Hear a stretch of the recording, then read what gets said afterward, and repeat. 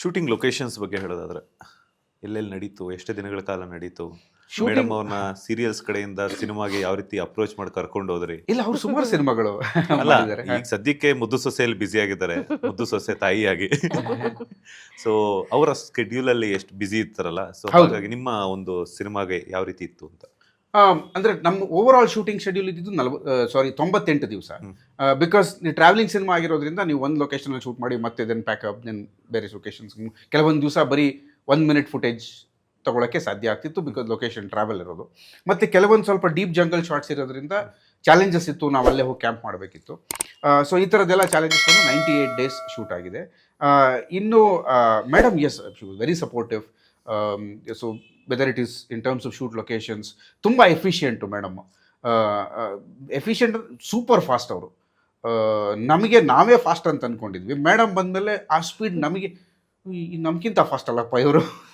ಅದು ನಮಗೊಂದು ನಮ್ಮ ಟೀಮಿಗೆ ಒಂದೇ ಜಂಬ ಇತ್ತು, ತುಂಬ ಫಾಸ್ಟಾಗಿ ಶೂಟ್ ಮಾಡ್ತೀವಿ ನಾವು, ತುಂಬ ಎಫಿಷಿಯೆಂಟು, ತುಂಬ ಪ್ಲ್ಯಾನಿಂಗ್ ಅಂತ. ಮೇಡಮ್ ಬಂದಮೇಲೆ ಓಹೋ ಇನ್ನೂ ಫಾಸ್ಟ್ ಆಗಬೇಕು ಅಂತ. ಸೊ ಮತ್ತು ಅವರು ಸೀರಿಯಲ್ಗಳಲ್ಲಿ ಎಷ್ಟು ಸದೃಢವಾಗಿ ನಿಂತು, ಈಗ ನನ್ನ ತಾಯಿ ಅವರ ದೊಡ್ಡ ಫ್ಯಾನು. ನಮ್ಮ ಮನೇಲಿ ಅದೇ ಒಂದು ಸಿನಿಮಾ ಎಲ್ಲ ಮುಗಿದ್ಮೇಲೆ ಒಂದ್ಸರಿ ಮನೆ ಕರ್ಕೋಬಾತ. ಸೊ ಹಾಗೆ ಅವರ ಸೀರಿಯಲ್ ಪಾತ್ರಗಳಿಂದ ಅವ್ರಿಗೊಂದು ದೊಡ್ಡ ಫ್ಯಾನ್ ಬೇಸ್ ಇದೆ ಅಂತ ನನ್ನ ನಂಬಿಕೆ.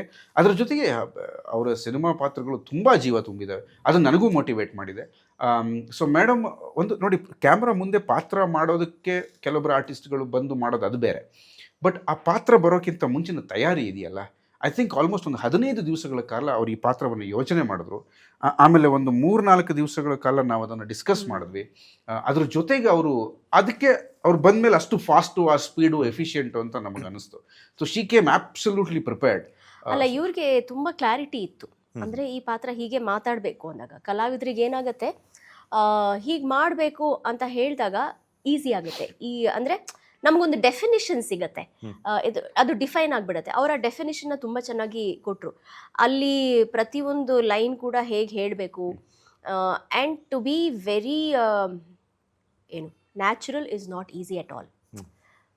ಸೊ ಅದನ್ನು ಅವರು ತುಂಬ ಚೆನ್ನಾಗಿ ಹೊರತರಿಸಿದ್ದಾರೆ ಅಂತ ಅನ್ಕೋತೀನಿ ನಾನು. ಹೇಳಕ್ಕೆ ಅದು ಶಿ ವಾಸ್ ವೆರಿ ಸಪೋರ್ಟಿವ್. ಆಮೇಲೆ ಮತ್ತೇನಂದ್ರೆ ಮೇಡಮ್ ಅವಾಗಲೇ ಹೇಳಿದಾಗೆ ಅವ್ರಿಗೊಂದು ಇಷ್ಟ ಆಯಿತು ಅಂದರೆ ಅವ್ರು ತುಂಬ ಟೈಮ್ ಕೊಡ್ತಾರೆ. She will put her heart soul into it. ಅದು ನನಗೆ ತುಂಬ ಶಾಕ್ ಆಯಿತು, ಬಿಕಾಸ್ ನನಗೆ ಮಿಥುನ್, ನನ್ನ ಅಸೋಸಿಯೇಟ್, ಮೇಡಮ್ ತುಂಬ ಬ್ಯುಸಿ ಇರ್ತಾರೆ, ತುಂಬ ಶೂಟ್ಸ್ ನಡೀತಿರುತ್ತೆ ಅವ್ರಿಗೆ, ಸೊ ಅವ್ರಿಗೆ ಹೇಗೆ ಪ್ಲ್ಯಾನ್ ಮಾಡೋದು ಅಂತೆಲ್ಲ ನಾವು ಅದನ್ನು ಯೋಚನೆ, because she is very busy. So ಆ ಶೆಡ್ಯೂಲಲ್ಲಿ ನನ್ನ ತಲೆಗೆ ಒಂದು ಅನಿಸ್ತಿತ್ತು, ಓಕೆ ಮೇಡಮ್ಗೆ ನಾವು ನೆರೇಟ್ ಮಾಡಾದ್ಮೇಲೆ ಅವ್ರಿಗೆ ನೆನಪಿರುತ್ತಾ ಅಂತೆಲ್ಲ, ಅಂದರೆ ಸ್ಕ್ರಿಪ್ಟ್ ಇಟ್ಕೊಂಡಿರ್ತಾರೆ, ನಮ್ಗೆ ಗೊತ್ತಿಲ್ಲಲ್ಲ, ನಾವು ತುಂಬ ಎಕ್ಸ್ಪೀರಿಯನ್ಸ್ ಆರ್ಟಿಸ್ಟ್ ಜೊತೆ ಕೆಲಸ ಮಾಡಿಲ್ಲ. But she came with that. ಬರುವಾಗ ಶೂಟಿಂಗ್ ಬರುವಾಗ ಅದು ಹಿಡ್ಕೊಂಬಂದ್ರು, ಅಲ್ಲಿ ಅಂಡರ್ಲೈನ್ಡು ಎಲ್ಲೋ ಬ್ಲೂ ಇಂಕಲ್ಲಿ ಎಲ್ಲ ಹೈಲೈಟ್ ಮಾಡ್ಕೊಂಡು ಈ ಲೆವೆಲ್ ತಯಾರಿ ನಾವೇ ಮಾಡ್ಕೊಂಡಿಲ್ಲ. So she came absolutely prepared. So ಅದು ಐ ಥಿಂಕ್ ಅಂದರೆ ನನಗೂ ಒಂದು ಲರ್ನಿಂಗ್ ಎಕ್ಸ್ಪೀರಿಯನ್ಸ್ ಇದೆ, big time learning experience. So ನನಗೆ ಟೇಕ್ ಅವೇಸ್ ತುಂಬ ಇದೆ ಈ ಪ್ರಾಜೆಕ್ಟಿಂದ, ಈ ಪಾತ್ರದಿಂದ. ಸೊ ಹಾಗೆ ಇದು it was brilliant. Even Nagashree ಕೂಡ ಅವರು ತುಂಬ ಸಿಂಪಲ್ ಆಗಿ, ಲೈಟ್ ಹಾರ್ಟೆಡ್ ಆಗಿ, ಒಂಥರ ಏನೂ ಗೊತ್ತಿಲ್ಲ ಅನ್ನೋ ರೀತಿ ಮಾತಾಡ್ತಾರೆ. ಸೊ ಅವರು ಆಳ್ವಾಸಲ್ಲಿ ಅವರು ಹೆಚ್ಚು ಕಮ್ಮಿ 2ನೇ ಕ್ಲಾಸು 3ನೇ ಕ್ಲಾಸಿಂದಾನೇ ನಾಟಕ ಮಾಡೋಕ್ಕೆ ಶುರು ಮಾಡಿರೋದು. ಆಳ್ವಾಸ್ ಜೀವನ್ ರಾಮ್ ಸುಳ್ಯ ಅವರ ಶಿಷ್ಯ ಅವರು. 150 ನಾಟಕಗಳು, 500ಕ್ಕಿಂತ ಹೆಚ್ಚು ಶೋ, 600ಕ್ಕಿಂತ ಹೆಚ್ಚು dance performance across India. So ಅದ್ಭುತವಾದ ನಟನ ಸಾಮರ್ಥ್ಯ ಇರುವಂತಹ ಕಲಾವಿದೆ ಅವರು. ಅದಕ್ಕೆ ಸರ್ ಇಂಟರ್ವ್ಯೂ ಆಕ್ಟ್ ಮಾಡ್ತಿದ್ದಾರೆ. ನೀವು ಹೇಳಿದ್ರಲ್ಲ, ಏನು ಗೊತ್ತಿಲ್ಲದೆ ಇರೋ ಆಗಿರ್ತಾರೆ, ಹಾಗೆ ಇರ್ತಾರೆ ಅವರು. She is always like that. ತುಂಬಾ ನಮ್ಮ ಟೀಮಲ್ಲಿ ಕಡಿಮೆ ಟ್ಯಾಲೆಂಟೆಡ್ ನಾನೇ, ಜಾಸ್ತಿ ಮಾತಾಡೋನು ನಾನೇ. ಬಾಕಿ ಎಲ್ಲರೂ ಸೈಲೆಂಟ್ ಆಗಿ ವರ್ಕ್ ಮಾಡ್ತಾರೆ. ಕಡಿಮೆ ಟ್ಯಾಲೆಂಟೆಡ್ ಅಂತಂದ್ರೆ ನೀವು ಸ್ಕ್ರಿಪ್ಟೇ ತಂದಿಲ್ಲ ಅಂತಂದ್ರೆ ಯಾರು ಟ್ಯಾಲೆಂಟ್ ಹೆಂಗೆ ಹೊರಗಡೆ ಬರ್ತಿತ್ತು ಅಂತ. ಬಟ್ ಎಲ್ಲರೂ ಸೇರಿ ಮೇಡಮ್, ಇನ್ ಯಾರ ಜೊತೆ ನೀವು ಆಕ್ಟ್ ಮಾಡೋದು ಬಾಕಿ ಇದೆ ಅಂತ? ಅಯ್ಯೋ, ಹಂಗೆ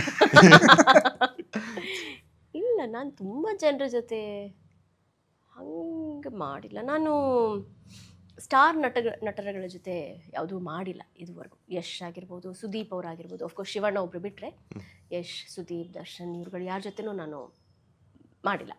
ಇಷ್ಟು ವರ್ಷಗಳ small screen and big screen ಎಕ್ಸ್ಪೀರಿಯನ್ಸಲ್ಲಿ ಈಗ ತಾನೇ ಹೇಳಿದ್ರಿ ಸ್ಟಾರ್ ನಟರ ಒಂದು ಜೊತೆ ಸ್ಕ್ರೀನ್ ಶೇರ್ ಮಾಡಿಲ್ಲ ಅನ್ನುವಂಥದ್ದು. ಆ ಕೊರಗೆ ಏನಾದ್ರು ಇತ್ತಾ ಇಂಥವ್ರ ಜೊತೆ ಆಕ್ಟ್ ಮಾಡ್ಬೇಕು ಬಿಕಾಸ್ ಕಲಾವಿದೆ ಅಂತಂದಾಗ ಕೋರ್ಸ್ ಅವ್ರ ಇದ್ದೇ ಜೊತೆ ಇರುತ್ತೆ. ಹ್ಮ್.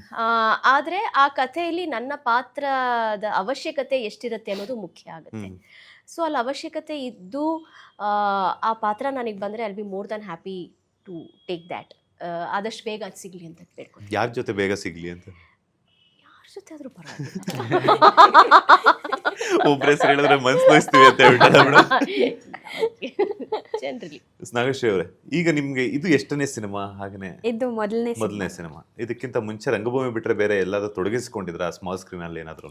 ಇಲ್ಲ ಇಲ್ಲ, ಇದೇ ಫಸ್ಟ್ ಸಿನಿಮಾ ರಿಲೀಸ್ ಆಗ್ತಾ ಇರೋದು ಆ್ಯಂಡ್ ವರ್ಕ್ ಮಾಡಿರೋದೆಲ್ಲ ಇದೇ ಮೊದಲನೇ ಸಿನಿಮಾ. ಯಾರು ಇನ್ಸ್ಪಿರೇಷನ್ ನಿಮಗೆ ಸಿನಿಮಾ ರಂಗಕ್ಕೆ ಅಥವಾ ರಂಗಭೂಮಿಗೆ? ಸಿನಿಮಾ ರಂಗಕ್ಕೆ ನಂಗೆ ರಂಗಭೂಮಿ ಅಂತಂದರೆ ನಾನು ಅದೇ ಆಳ್ವಾಸಿಗೆ ಯಾವಾಗ ಜಾಯ್ನ್ ಆದ್ನೋ ಅಲ್ಲಿ ಪ್ರತಿಯೊಂದಕ್ಕೂ ಒಂದೊಂದು, ಇವಾಗ ಸ್ಪೋರ್ಟ್ಸ್ ಕೋಟ ಇರ್ಬೋದು, ಕಲ್ಚರಲ್ ಕೋಟ ಇರ್ಬೋದು, ಎಜುಕೇಷನ್ ಕೋಟ ಇರ್ಬೋದು, ಆ ಥರ ಪ್ರತಿಯೊಂದಕ್ಕೂ ಜನರನ್ನು ನೋಡಿ ನೋಡಿ ಅವ್ರಿಗೆ ಏನು ಟ್ಯಾಲೆಂಟ್ ಇದೆ ಅದನ್ನು ಅವರೇ ಗುರುತಿಸಿ ಅವ್ರಿಗೆ ಅವಕಾಶಗಳನ್ನು ಕೊಡ್ತಾರೆ. ಹಾಗೆ ಅವ್ರು ನನಗೆ ಅವಕಾಶ ಕೊಟ್ಟಿದ್ದು. ಪ್ರೊಬಬ್ಲಿ ನನ್ನಲ್ಲಿ ಟ್ಯಾಲೆಂಟ್ ಇತ್ತೇನೋ ಅದನ್ನು ಕಂಡ್ಕೊಳ್ಳೋಕ್ಕೆ ನಾನು ಆಳ್ವಾಸಿಗೆ ಹೋಗಬೇಕಾಯ್ತು. ಅಲ್ಲಿ ಸುಮಾರು 9-10 ವರ್ಷಗಳ ಕಾಲ ಅಲ್ಲೇ ರಂಗಭೂಮಿ, ನೃತ್ಯ ಆ ಥರ ಎಲ್ಲ ಮಾಡ್ಕೊಂಡು ಹೋದೆ. ಅದನ್ನು ಕಲಿತಾ ಅಲ್ಲಿಂದ ಹೊರಗಡೆ ಬಂದಮೇಲೆ ಈ ಅವಕಾಶ ನನ್ನ ಕೈಗೆ ಸಿಕ್ತು. ಆ್ಯಂಡ್ ಅವರು ಆ ಪಾತ್ರದ ಬಗ್ಗೆ, ಆ ಕತೆ ಬಗ್ಗೆ ಹೇಳಿದಾಗ ಆಬ್ವಿಯಸ್ಲಿ ನೀವು ಕತೆ ನೋಡಿದಾಗಲೂ ಅನಿಸುತ್ತೆ ಅಲ್ಲಿ ಸಮುದ್ರತ ಸುಮ್ಮನೆ ಬಂದು ಹಾಗೆ ಹೋಗಲ್ಲ, ಅದರ ಕ್ಯಾರೆಕ್ಟರ್ ಅವಶ್ಯಕತೆ ತುಂಬ ಇದೆ ಅಂತ. ಸೊ ನನಗೆ ಅದು ಇಷ್ಟ ಆಗಿ ಇವ್ರ ಅವಕಾಶ ಕೊಟ್ಟು